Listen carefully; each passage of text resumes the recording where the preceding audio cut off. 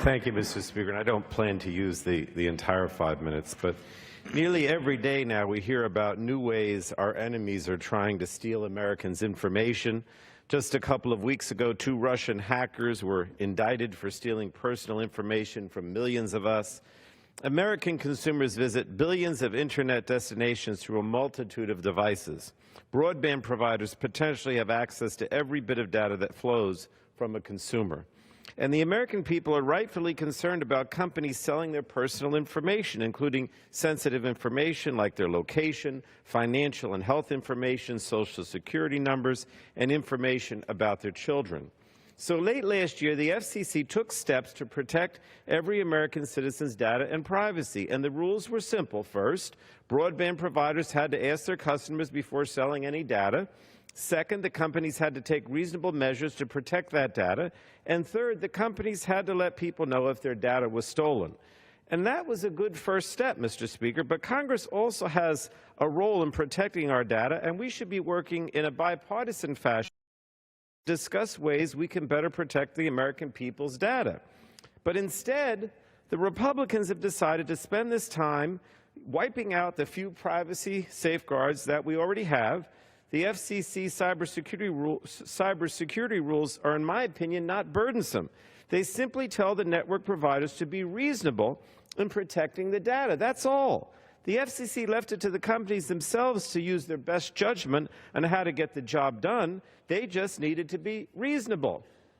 But it seems being reasonable is still too much for the Republicans, first in the Senate, now here in the House. So this resolution tells the companies charged with running the country's broadband networks that they no longer have to be reasonable when it comes to their customers' data. So I say, Mr. Speaker, make no mistake, this resolution is a gift to countries like Russia who want to take our citizens' personal information. And if the House passes this resolution, it will go straight to the President's desk, a President who will be more than happy to sign his name to this gift to the Russians. This resolution also gives large corporations free rein to take customers' data without anyone's permission. This debate is about whether Americans have the freedom to decide on our privacy. We hear all kinds of complicated arguments about jurisdiction, implementation dates, and who knows what else. But these arguments just muddy the water. Republicans will say that the FCC's rules are confusing to consumers. People won't know what to do if they're asked first before broadband companies sell their sensitive information. But if that were the case, we would have heard from people who oppose the rules, but we simply have not heard any of those concerns. The facts speak for themselves. Consumers want more privacy protection, not less. 74% of Americans say it's very important that they be in control of information, and 91% of people feel they have lost control over their own information. And there are real consequences to these feelings. Nearly half of Americans say they limit their online activity because they're worried about the privacy and security. So that's why they overwhelmingly support stronger protections.